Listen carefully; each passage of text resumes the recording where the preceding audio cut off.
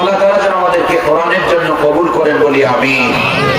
সবাই আমার সাথে পড়ুন, আউযু বিল্লাহি মিনাশ শাইতানির রাজীম।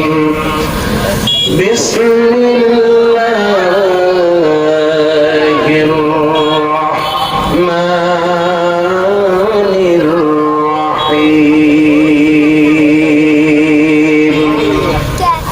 ওয়ালাকাদ আতাইনা লুকমানাল হিকমাতা আন ইশকুর লিল্লাহ ওয়া মান ইয়াশকুর ফাইন্নামা ইয়াশকুরু লিনাফসিহি ওয়া মান কাফারা ফাইন্নাল্লাহা গনিয়্যুন হামিদ। وإذ قال لقمان لابنه وهو يعظه يا بني لا تشرك بالله إن الشرك لظلم عظيم. ووصينا الإنسان بوالديه حملته أمه وهنا على وهن وفصاله في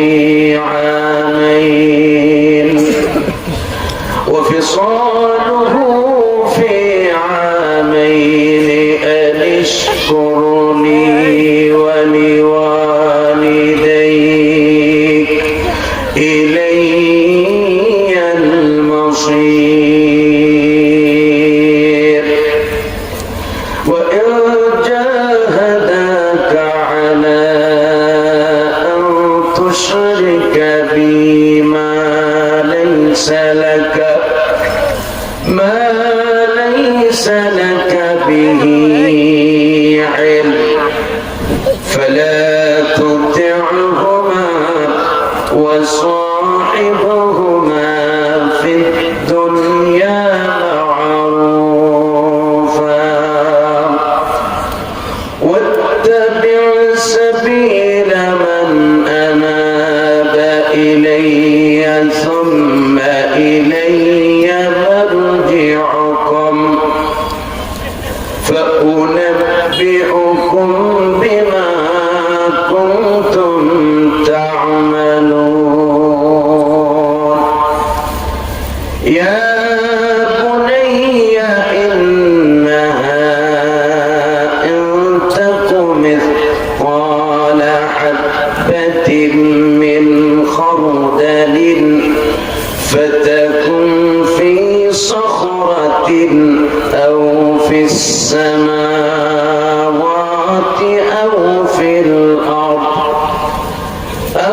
في الأرض يأت بها الله إن الله لطيف خبير. يا بني أقم الصلاة وأمر بالمعروف وانه عن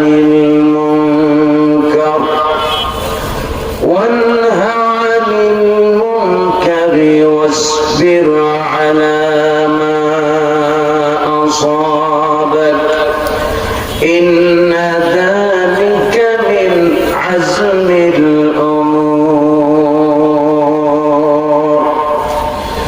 ولا تصعر خدك للناس ولا تمش في الأرض مرحا إن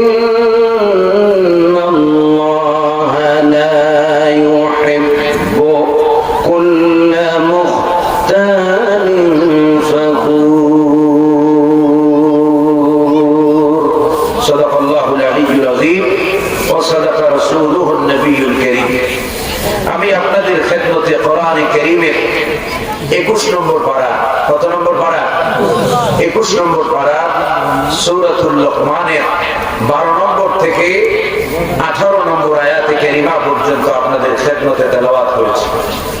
আল্লাহ তাআলা যদি তৌফিক দেন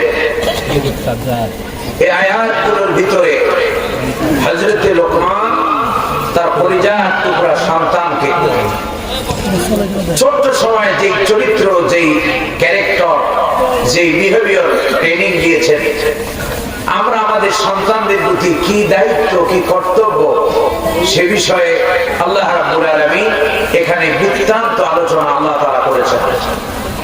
আমরা যদি এই কোরআনে কারীমের এই সূরা লোকমানের 12 নম্বর আয়াত থেকে শুরু করে আমরা যদি আমাদের পরিজাত টুকরা সন্তানদেরকে এই 18 নম্বর আয়াতে কারিমা পর্যন্ত আমরা যদি আমাদের সন্তানদেরকে এই এখানে বর্ণিত হযরত লোকমান আলাইহির রাহমা, হযরত লোকমানের দেওয়া সন্তানের প্রতি 9টি অথবা কোন কোন বর্ণনায় 10টি উপদেশ, এই 9-10টি উপদেশ দিয়ে, এই 9-10টি শিক্ষা দিয়ে আমরা আমাদের সন্তানদেরকে যদি প্রতিপালন করতে পারি, লালন পালন করতে পারি, তাহলে আশা করা যায় আমাদের সন্তানগুলো আমাদের জান্নাতে যাওয়ার কারণ হবে ইনশাআল্লাহ।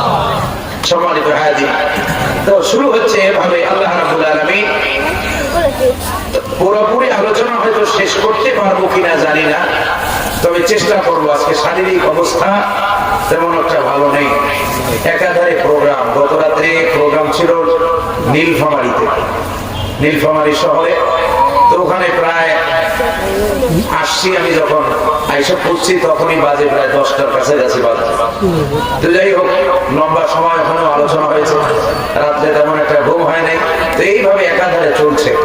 তো যাই হোক, আল্লাহ রাব্বুল আলামিনের কোরআনের কথা বলি বলে আল্লাহ তাআলা আমাদেরকে হয়তো তৌফিক দিয়েছেন, নালে অন্য কোনো হলে হয়তো পারতাম না। আল্লাহ যেন আমাদেরকে তৌফিক দেন বলি আমিন। আল্লাহ তাআলা বলেছেন, ওয়ালাকাদ আতাইনা লুকমানাল হিকমা। আল্লাহ তাআলা বলেছেন, অবশ্যই অবশ্যই আমি লোকমানকে হিকমা দিলাম। কি দিলাম? হিকমা। হিকমা শব্দের অর্থ হলো ইলম। হিকমা মানে হলো প্রজ্ঞা, জ্ঞান। হিকমার অনেকগুলো অর্থ হয়। আল্লাহ রাব্বুল আলামিন হযরত লোকমানকে, আল্লাহ রাব্বুল ইজ্জাত ওয়াল জালাল হযরত লোকমানকে জ্ঞান দিয়েছিলেন। দুটো জিনিসের সাইজ হযরত লোকমানকে দেওয়া হয়েছিল। বলা হয়েছিল, লোকমান তুমি কি জ্ঞান চাও নাকি ইলম চাও? তো হযরত লোকমান চিন্তা করলেন। হযরত লোকমানকে বলা হলো, তুমি কি মাল চাও না জ্ঞান চাও? তো হযরত লোকমান চিন্তা করলেন, আল্লাহ যদি মাল দেয়, সম্পদ দেয়, দুনিয়াতে সম্পদওয়ালা হলে সম্পদ এটি স্থায়ী নয়। সম্পদ হলো কি? অস্থায়ী সম্পদ। সম্পদ এটা বিনষ্ট হয়, এটা ক্ষয় আছে, কিন্তু ইলমের কোনো ক্ষয় নাই। এজন্য সাইয়েদনা আলী কাররামাল্লাহু ওয়াজহা তিনি বলতেন, হযরত আলী বলতেন, رضينا قسمة الجبار فينا، رضينا قسمة الجبار فينا، لنا علم وللأعداء مال। হযরত আলী বলতেন, আমরা আমাদের জব্বার, আমরা আমাদের আল্লাহর উপরে বড় খুশি। বন্টন নীতি উপরে আমাদের জব্বার, আমাদের যে বন্টন নীতি করেছেন, এই বন্টন নীতির উপরে আমরা খুব খুশি। কারণ তিনি আমাদেরকে দিয়েছেন জ্ঞান। আল্লাহ তাআলা আমাদেরকে কি দিয়েছেন? জ্ঞান। ওয়ালিল আ'দা'i মালুন। আর আমাদের দুশমন ইহুদি খ্রিস্টানদেরকে, তাদেরকে দিয়েছেন অর্থ, সম্পদ, বিত্ত। ঠিক কি না? টাকা পয়সা। হযরত আলী বলতেন, ফাইনাল ইলমা ফাইনাল মালা ইয়াফনা আন করিব। কারণ সম্পদ অতি তাড়াতাড়ি, দ্রুত গতিতেই সম্পদ বিনষ্ট হয়ে যাবে, শেষ হয়ে যাবে। ঠিক কিনা? সবকিছু কি হয়ে যাবে? বিনাশ হয়ে যাবে, শেষ হয়ে যাবে। কিন্তু ইলমের কোন লয় এবং ক্ষয় নাই। সুবহানাল্লাহ বিহামদি। তো হযরত লোকমান, লোকমানে হাকিম বলি আমরা, খুব প্রজ্ঞা সম্পন্ন, অত্যন্ত, এটাকে বাংলা ভাষায় কি বলি, বুদ্ধিজীবী ছিলেন। হযরত লোকমান এত বেশি বুদ্ধি রাখতেন যে হযরত লোকমান দুনিয়ার সমস্ত সম্পদ তাকে দেওয়ার যে করা হয়েছে, যে তোমাকে সমস্ত সম্পদ দেওয়া হবে, অথবা তুমি কি সমস্ত সম্পদ চাও নাকি জ্ঞান চাও? হযরত লোকমান জ্ঞান খাটিয়ে তিনি বললেন যে আল্লাহ, আমি হিকমত চাই, আমি জ্ঞান চাই। কি চাই? কারণ হলো জ্ঞান যাকে